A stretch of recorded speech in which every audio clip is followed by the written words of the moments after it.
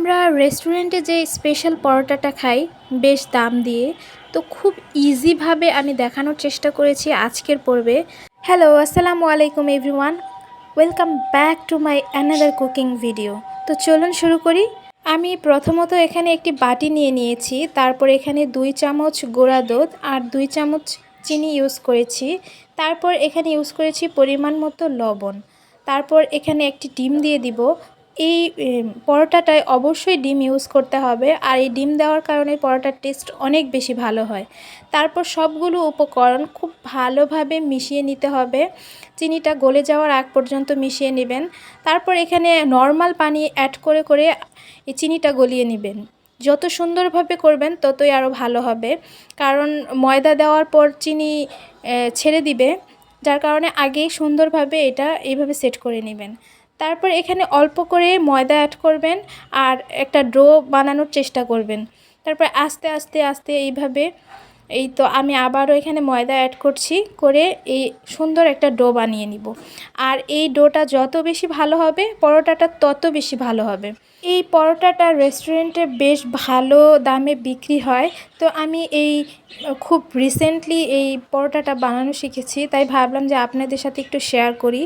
তারপর এই পর্যায়ে আমি একটু তেল দিয়ে ভালোভাবে এই ডোটা সেট করে নিচ্ছি, আর একটু ময়দা দিয়ে যত সুন্দরভাবে এই ডোটা হবে ততই এই পরোটার রেসিপিটা অনেক ভালো হবে। মোস্ট ইম্পর্ট্যান্ট হচ্ছে এই ডোটা যত পারফেক্ট হবে পরোটাটা তত বেশি পারফেক্ট হবে। তো আপনারা সেইভাবেই চেষ্টা করবেন, একটু ভালোভাবে মথে এই ডোটা বানাবেন। তো তারপরে ডোটা বানানো হয়ে গেলে এই ডোটা বেশ 1 ঘন্টার মতো রেস্টে দিয়ে দিবেন। যদি সময় না থাকে তাহলে 30 মিনিটের জন্য রাখতে পারেন, কিন্তু অবশ্যই রাখতে হবে, ডোটাকে সফট করার জন্য অবশ্যই রাখতে হবে। আমি 30 মিনিটের মতো রেখে দিয়েছি। এইভাবে রেখে দেওয়ার পরে এই তো আমি পরোটা বানাতে চলে এসেছি। তো আমি খুব অল্প সময়েই রেখেছিলাম 30 মিনিট, আর একটু বেশি সময় ধরে রাখলে পরোটাটা আরও বেশি ভালো হতো। তারপর আমি এখানে একটি ডো পিস নিয়ে লম্বা আকৃতি করে পরোটা বানিয়ে নিচ্ছি। তো দেখতে পাচ্ছেন যে আমি কিভাবে বানাচ্ছি, এইভাবেই বানাবেন লম্বা আকৃতিভাবে। তো পরোটাটা এইভাবে বানানোর পর আপনার বানানো যখন হয়ে যাবে তখন এখানে তেল অ্যাড করবেন। আমরা যে নর্মাল সয়াবিন তেল খাই, তেল অ্যাড করার পর এখানে উপর দিয়ে ময়দা ছিটিয়ে দিবেন। ময়দা দেওয়ার পর এখানে এই পরোটাটা সুন্দরভাবে এইভাবে ফোল্ড করে নেবেন। তো দেখতে পাচ্ছেন আমি কিভাবে ফোল্ড করে নিচ্ছি। আমি ফার্স্ট টাইম বানিয়েছিলাম আর এত বেশি প্রফেশনাল না, যার কারণে আমার একটু সময় লেগেছে। যারা অনেক বেশি প্রফেশনাল তারা আমি দেখেছি শেফদের খুব সুন্দর করে বানায়, তো আমারটা মোটামুটি ভালোই হয়েছিল। তারপর ফোল্ড করার পর মাথাটা এইভাবে আটকিয়ে নেবেন। তারপর আপনাদের সুবিধার্থে আমি আরেকটা পরোটা বানিয়ে দেখাচ্ছি। এখানে তেল ইউজ করে ময়দা দিয়ে দিবেন অবশ্যই, না হলে কিন্তু লাচ্ছি পরোটা বলেন যেটাই বলেন এটা হবে না। তারপর এইভাবে ফোল্ড করার পর এইভাবে পরোটাটা আমি পেঁচিয়ে নিব। আর এটা অনেক ভালোভাবে করতে হবে, বলেছি আপনাদের, যত সুন্দরভাবে করবেন পরোটাটা তত বেশি ভালো হবে। তো সবগুলো পরোটা আমি এইভাবে বানিয়ে নিয়েছি। অনেকে এটাকে লাচ্ছি পরোটা বলে, আপনারা যা বলেন, স্পেশাল পরোটা।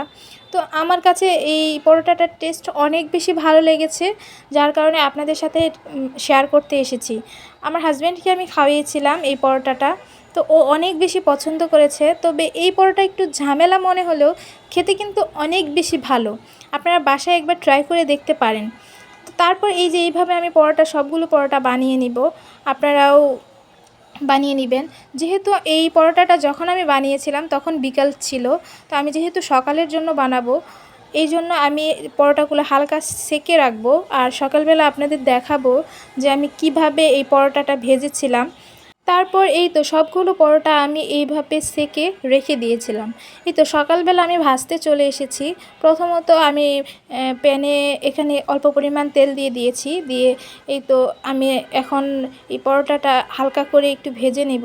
তো বেশ কিছুক্ষণ একটু ভাজার পর এখানে আমি আরেকটু তেল ইউজ করব। তেল ইউজ করার পর আবারও কিছুক্ষণ ভেজে নিব। একটু ধৈর্য সহকারে এই পরোটাটা ভাজতে হয়, একটু ঝামেলার মনে হলেও এই পরোটাটা খেতে অনেক বেশি ভালো।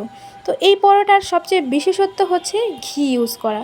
আমরা রেস্টুরেন্টে যখন খাই তো একটা ফ্লেভার পাই, যে ওইটা ঘিয়ের ফ্লেভার ছিল, যার কারণে আরও বেশি ভালো লাগে খেতে। তো আমি একদম অথেন্টিকভাবে আপনাদের সাথে শেয়ার করতে এসেছি বলে এখানে ঘিও ইউজ করেছি।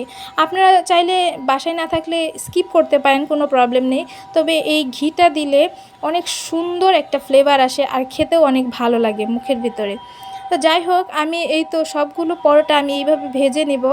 তো আপনাদের কাছে এই পরোটা কেমন লাগে অবশ্যই কিন্তু জানাবেন। তো আমি ফার্স্ট টাইম বাসায় ট্রাই করেছিলাম, তো আমার কাছে এত বেশি ভালো লেগেছে, তো ঝামেলার মনে হলেও আমি মাঝে মাঝে এই পরোটাটা এখন বানাবো। তো আপনাদের কাছে কার কাছে কেমন লাগে অবশ্যই কিন্তু আমাকে জানাবেন। আর এই রেসিপিটা আপনাদের কেমন লাগলো সেটাও জানাবেন। সবাই অনেক অনেক ভালো থাকবেন, সুস্থ থাকবেন। আজ আসি, আল্লাহ হাফেজ।